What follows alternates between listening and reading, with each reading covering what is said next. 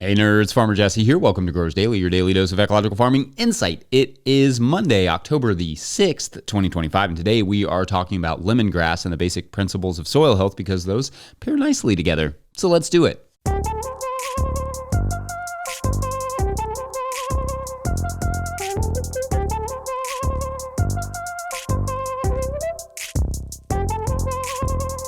All right, happy Monday, everyone. I hope you all had nice weekends and that it went well and that they were successful, whatever that means for you. The youth soccer season still has a few more weeks, so it was still almost exclusively soccer for me, like truly from morning until night both days. I even reffed a game, which is something I do from time to time, but it was definitely this weekend, which is good by me because it's a bunch of hanging out with my kids and the community, and I enjoy that. Otherwise, not a lot of farmy or nature-y stuff this weekend so much. I was outside the whole time, but outside doing soccer. But the kids are out of school this week for fall break, and the temperatures look like they could also finally be out for fall break, whatever that means. So a hike may be in the forecast, but we'll see. It's about to go from hot to cool really fast. So someone can time me to see how long it takes for me to go from complaining about the heat to complaining about the cold.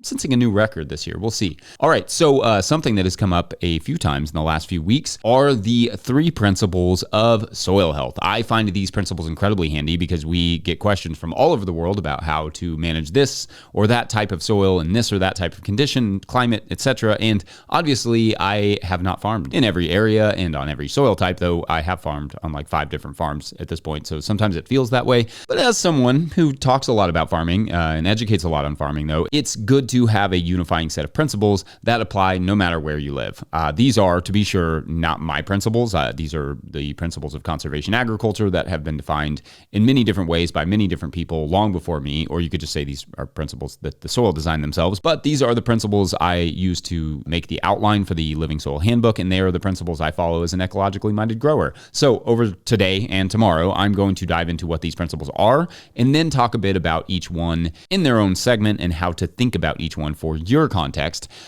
You've heard me say this a dozen times at this point, approximately, but the universal principles of soil health are keep the soil covered as much as possible, keep the soil planted as much as possible, and disturb the soil as little as you can. Some folks also add to that planting diversely as well, which I think is a fine principle. I usually add that to the keep it planted category, which we will talk about tomorrow. Another principle that folks will add is to incorporate livestock. This is not really one I focus on too heavily because animals are not always practical for market gardeners or backyard gardeners, especially in terms of direct incorporation. But if I was to add another principle, it would be to rely mostly on life-promoting inputs, which could indeed include animals or at least animal manures in the form of composts. Now, I will talk about each one of those individually, like I said, but what I love about these principles is that they are relevant in Canada as much as they are in the sandy lands of Florida, as much as they are in the mountains of Switzerland. Clay, sand, loam, rocky, or a mix of all 3, it really doesn't matter where you are or the types of soil that you're working on.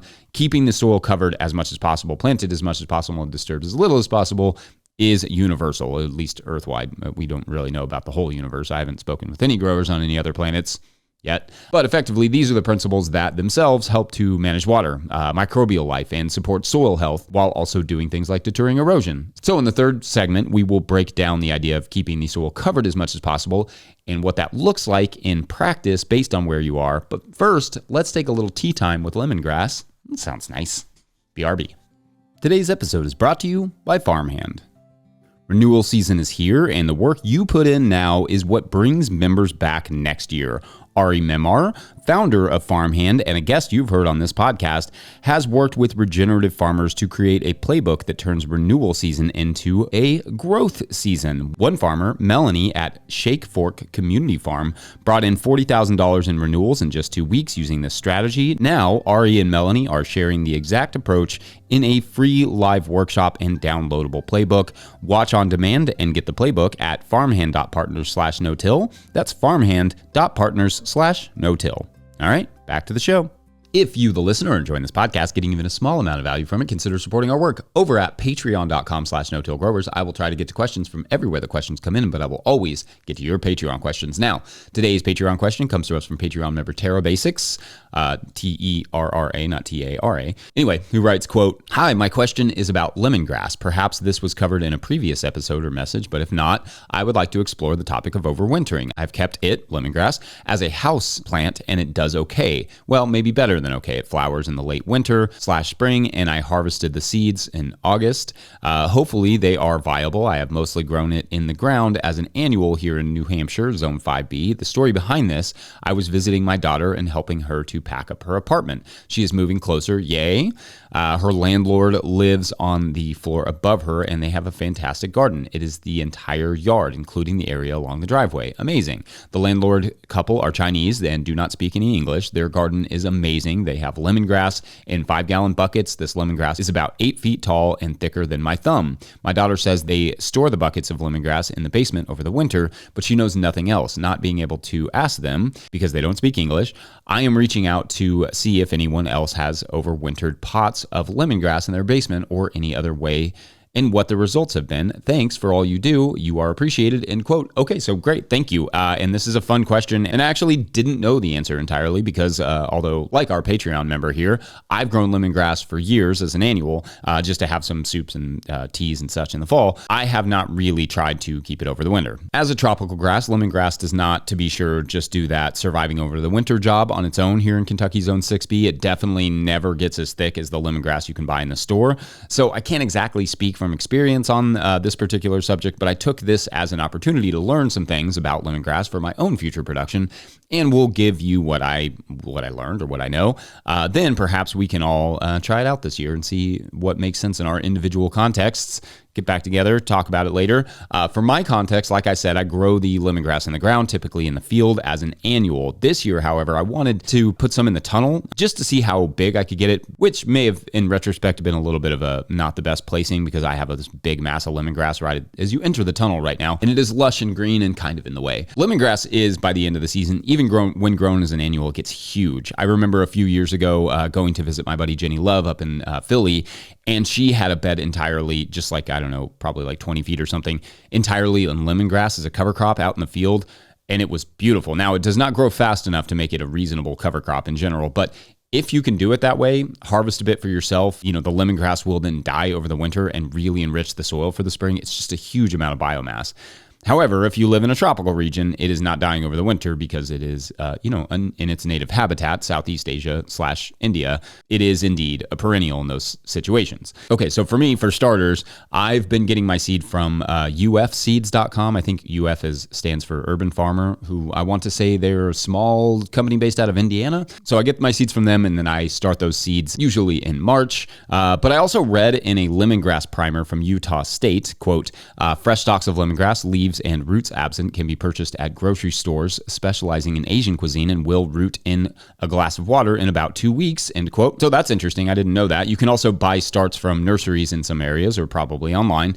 So those may be a non-seed option if you don't want to grow for seed. But I've had good experiences growing it from seed, and I'm wondering if your seed, their Terra Basics, will work. For me, for seed, I start it fairly early, like I said, like mid-March in trays, and then transplant that after the last chance of frost. So like that would be like mid-May. It takes a while for it to grow, so I usually start it in bigger blocks, like the equivalent of a 128 cell tray or even a 72 cell tray. So effectively, those are like inch by inch or 2 inch by 2 inch blocks. It needs pretty warm temperatures to germinate, and then it needs pretty warm temperatures to grow.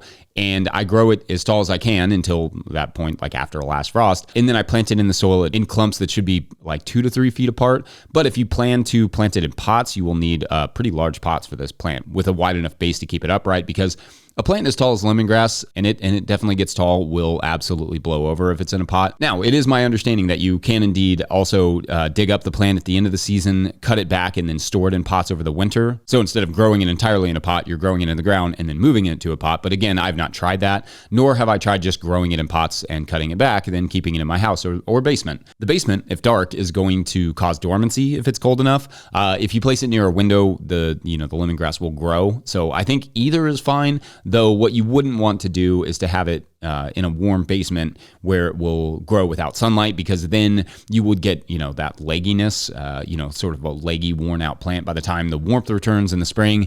You also wouldn't want to harvest any growth that occurs if you're keeping it by a window. Just keep it, lightly trimmed maybe. And then by the spring, or at least by August, like you said, it probably will flower. But by the spring, you should be able to replant it or repot it. And if you keep it fairly fertile and well watered throughout the years, you should get 4 to 6 years out of a plant. And the stems will will only get thicker and thicker year after year, or at least that's my understanding. And if it does indeed go to seed, you should, in theory, be able to use those seeds as long as they're pollinated. Now, it may take 8 months or so before the lemongrass is thick enough to really bother with cutting, but we usually cut it pretty low on the stalk, like at the ground level, picking the bigger stalks first and then coming back for the smaller ones later, kind of letting them grow. Then it can be used, fresh or to flavor socks or soups or rices or teas or ferments, candles, I don't know, whatever you want to flavor. I don't know that you really flavor candles. I guess you scent those, but I guess you could flavor a candle. I'm not judging. As for overwintering the field, lemongrass cannot survive a freeze. So unless you live in the tropics, even in a tunnel, it's going to be a challenge to keep it going. Though I'm not going to lie, I may even try just, to protect it a little bit, see what happens. Anyway, let us know what your lemongrass strategy is. I love the way it looks and I love having it around and then having a little bit in soups and teas and stuff in the winter. It's also a fun addition to the market table if you get some bunches of lemongrass harvested in time. In fact, finding a way to overwinter it might be the ticket to having big stocks of lemongrass for the market by mid to late summer. That could be really cool, frankly.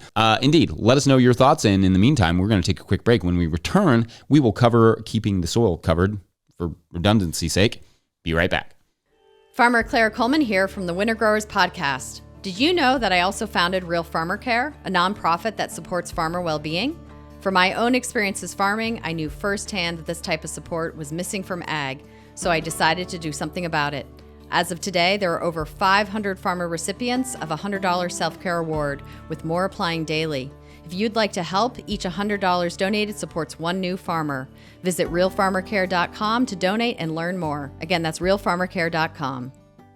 All right, so although they are in no particular order, let's really dive into each principle, and starting with principle number 1 today, keeping the soil covered as much as possible. The idea here is obviously mulching, but mulching can mean different things in different contexts and for different economic scenarios. For instance, straw and hay should be used differently in colder regions than warmer ones, especially when it comes to, commercial gardening where slowing down the soil because it's too cool, like it can be under lightly colored mulches, can dramatically limit the garden's performance, which itself can cost you serious revenue as a grower. Like if you put your tomato transplants into really cold soil and they don't produce for an extra month later than everybody else's, that's not great. Moreover, the type of hay and or straw can have positive or incredibly negative effects on a garden, depending on if it's loaded with weed seeds or if it's still green, if it's been sprayed with an herbicide, and so on. All of those will have different effects. Anyway, let's talk about what the mulches bring into the picture, and then we can discuss more of those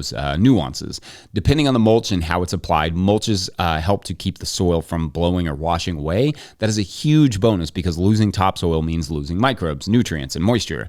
In fact, moisture is another part of the mulch picture. Mulches help to trap moisture in the soil in a way that greatly benefits the microbes, not just by your plant, but all through the soil surface, plus the plants and larger soil life like worms, beetles, and so on. Water is the key to life, and for soil, plants and mulches are the key to water management. Mulches also act as food that microbes and others can live on, feed on, and turn into plant nutrients and soil aggregates, which in turn feed the plants again. A short list of mulches include compost, cover crop residue, grass clippings, chopped leaves, wood chips potentially, hay, straw, marsh hay, which is a nice option if you can get it because the bulk of the weed seeds require salt to germinate, cardboard, paper mulch, burlap, and then you get into things like plastic mulches, which are good for moisture retention and heat management, but break down into soil harming materials like microplastics rather than soil feeding ones like organic matter. I may in fact do an entire series on each mulch at some point because there are a lot of mulches out there and a lot of nuances to each of those mulches. But the basic thing to think about here is what is available to you and what your goal is. Like I said, not every mulch makes sense in every region or for every crop or at least every time of year. That will depend on where you are and what you have access to. Mulches will cool the soil down. So if you have straw or hay as your mulch option and you trust the source, but you live in a cold area, wait until the soil has warmed enough to employ such a mulch. Or think of ways to warm the soil beneath the mulch before planting, like we used to dig our tomato holes a day or two before planting into a mulch in the early spring to allow that hole to warm up a bit before the transplant would be placed into it. You don't want to put your tomato transplant into cold soil. Alternatively, you could mulch areas for strict summer crops with lightly colored mulch, and then other areas you could manage differently with like a darker colored mulch or a light compost mulch or something like that. It happens a lot to people in northern, in our hemisphere, northern means colder areas. Growers will mulch heavily with hay or straw only to have poor performance all summer because the soil there just never really gets to a good working temperature. Compost mulches are nice because they can warm the soil a bit, but in hot summer times of year, that can also cause issues. Those lighter mulches can also be nice in situations like direct seeding, where carrots or some other seeded crop can more easily be put into the soil versus hay or straw, where, well, it's not as easy to seed into them because, there's straw or hay in the way. So sometimes it's about matching the mulch to the crop, the climate, and the goals. I love leaves, for instance, but they really keep the soil cool, and they're not always great around salad mixes. So we reserve leaves for taller crops or just for making compost, and usually just after we've planted them into warmer soil. I'm not going to guide you here on plastic mulches, partly because I think those are something we need to move away from. But if it's something you feel you have to use, they can likewise warm the soil and retain that moisture, whereas something like burlap may be more likely to cool the soil and eventually, possibly feed the soil once it breaks down. Anyway, them's the basics on mulches, but like I said, I would love to and could easily, I think, do a more in-depth breakdown of each, even beyond what I did in the Living Soil Handbook at some point soon, so be on the lookout for that. Otherwise, Monday, I think we're done here, friends. Don't forget, No Till Growers is now officially a nonprofit 501c3, so donations are tax deductible and greatly appreciated. You can learn more about how to do that and maybe get an end of the year tax break in our show notes. Please make sure to like and subscribe and or follow wherever you're getting this podcast. It's an easy way to help us out. Enormous thank you to all of our show sponsors. And if you'd ever like to sponsor the show, you can reach out to Farmer Michelle at notillgrowers.com. Huge shouts to Willie Breeding for the theme music and Mike Hilbert for the production help and editing. Also shouts to Epidemic Sound for the background music that you can hear. Pick up a hat or a copy of my book, The Living Soil Handbook, at notillgrowers.com to support our work. Big thank you to everyone over at patreon.com/notillgrowers, where at a certain level, or if you just bump up from one level to another, you sign up in the month of October, you get a shout out on the show. So big shout outs today to Starlight Farm and Preserve, Chris Couch. I almost read that as Chris Coach or Coach Chris, but I'm going to assume it's actually Chris Couch because that's what it says. And Derek Leggy. Sorry, Derek. I did try. All right, so today's story is about someone named Marianne. Some things you should know about Marianne. First, she does not like the water, like at all, not basically any form. She had a bad experience as a kid, falling into a pool, and she just never liked water beyond the requisite water, like washing your hands and taking a shower. So that means, and this is fact number 2 about Marianne, she does not like fishing. Fact number 3, not a fan of the show Gilligan's Island, and not just because all of the water in the show, and not just because there was, a character named Marianne, but also because she didn't think it was very funny. And also she's a millennial, so it's just a little bit ahead of her time. So it just wasn't her sense of humor. So all of these facts were really buzzing around in Marianne's head shortly after she woke up alone on a fishing boat in the middle of some unidentified mass of water. No memory of how she got there or why, but that is for tomorrow on A Hard Row to Sow. Get it? Because it's rowing? I don't know if it has to do with sewing, but we'll find out. Thanks for watching and or listening. We'll see you then. Bye.